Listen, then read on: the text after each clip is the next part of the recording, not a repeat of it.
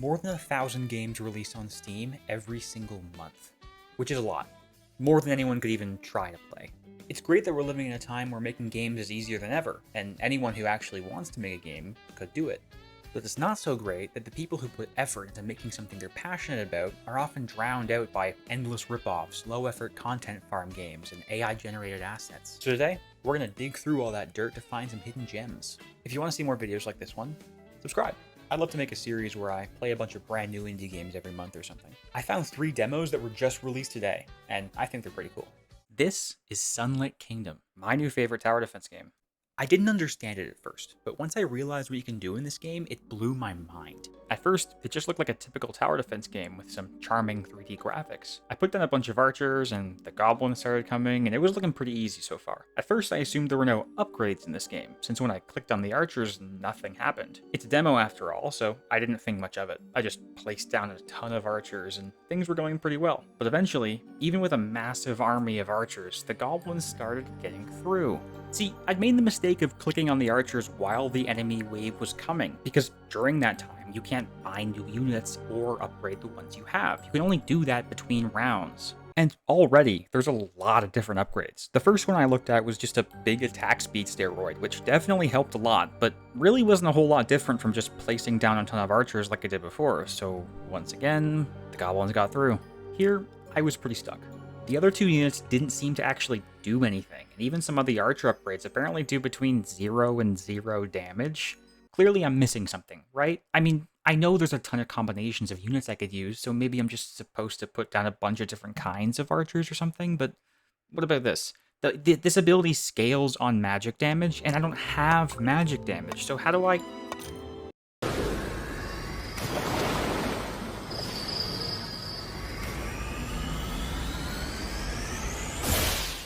You can upgrade any individual stat you want. Not only do you have 12 different variations of archers with their upgrades, but you also have basically infinite combinations of stat upgrades on top of that. One of the coolest things about this game is that all the enemies are unique, and they have their own resistances and passives and attacks. For example, at one point I spam a bunch of magic damage archers with chain lightning, but some enemies don't take a lot of magic damage, so even though I felt really strong, I was punished for not strategizing enough. Another thing that really sets this game apart from a lot of more popular tower defense games is that your units can actually be damaged by enemies, which is where the defensive stats and tank units come into play. Since upgrading stats means you can pour as much gold as you want into a single unit, you can create some super strong archers. But if that archer gets killed, your run is just over. I love how this game uses these relatively small adjustments to the tower defense formula to completely change how the game feels. Because you're incentivized to protect your archers with the tanks and enhance them with the wizard, it doesn't feel like you're just placing down towers, but that you're building a machine of interlocking parts to kill goblins as efficiently as possible. The strategy that worked for me ended up just being 4 archers with the attack speed ability and upgraded damage, with a tank defending them and a wizard slowing enemies down. The archers shot so fast and did so much damage that it just felt like having armored mounted turrets defending my base. There's already a ton of variety in this game, and I see so much potential for more here. The full game is releasing later this month, so go check it out on Steam right now. I mean, after the video. Check it out after the video. Okay, next game. This is Breadventure, an RPG where you play as bread. It's a charming little turn-based RPG with a lot of cool and unique mechanics that set it apart from your typical Earthbound-inspired indie game. I think it only has the one battle theme right now, but it's so good that I don't care it's the only one. Check it out.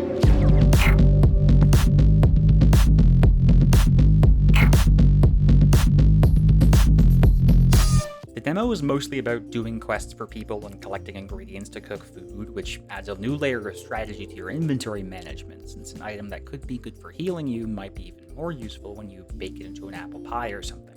I never really figured out how a lot of the combat systems work. I'm guessing there are weaknesses and resistances since there are different damage types, but I never ran into any super effective attack or anything. There's also a lot of different stats like dexterity and intelligence, but I have no idea what anything but strength and defense do. The battle system is pretty interesting visually though, since the art of this game is definitely the biggest highlight for me.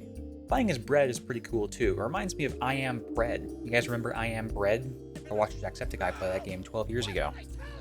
Holy shit, 12 years ago.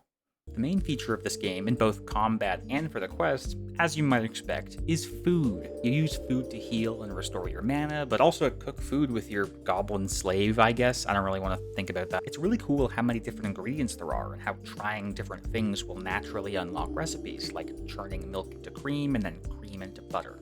It's a little annoying, though, how small the inventory is, though I guess it would be hard to balance a larger inventory since your ingredients all double as healing items. I didn't end up seeing everything this demo has to offer because when I was trying to make a quesadilla for a giant worm, my save file was completely destroyed by an autosave leading into a crash.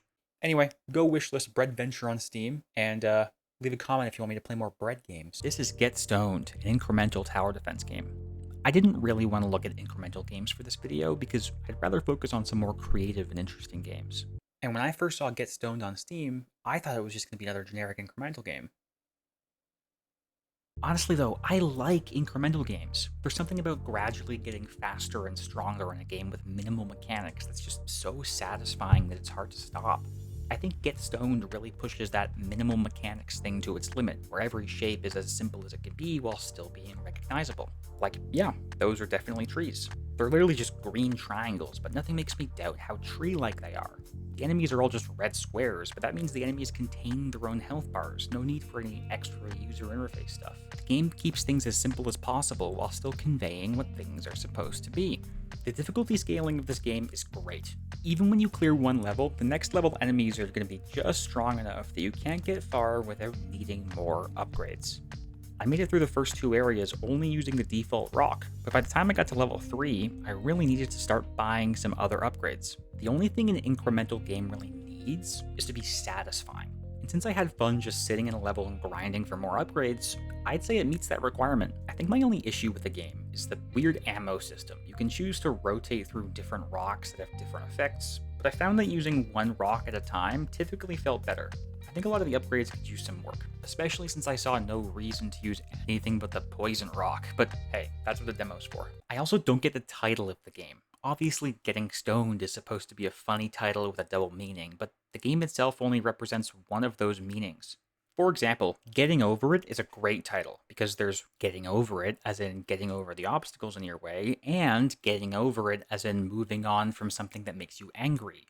But in Getting Stoned, although the game involves getting stoned, it doesn't involve getting stoned. I'm dancing around the subject matter because if I say the word weed, the video will get restricted. The full game just needs to flesh things out, give more incentive to using multiple rocks, or maybe allowing for different combinations of upgrades. The potential is definitely there though, and the sleek, minimal art style alone is reason enough to go wishlist this game. Anyway, if you made it this far, don't forget to like and subscribe so I can play more random indie games. Honestly, I might make a full video on Sunlit Kingdom when the game fully releases, because that was cool. Okay, the video's over now, stop watching.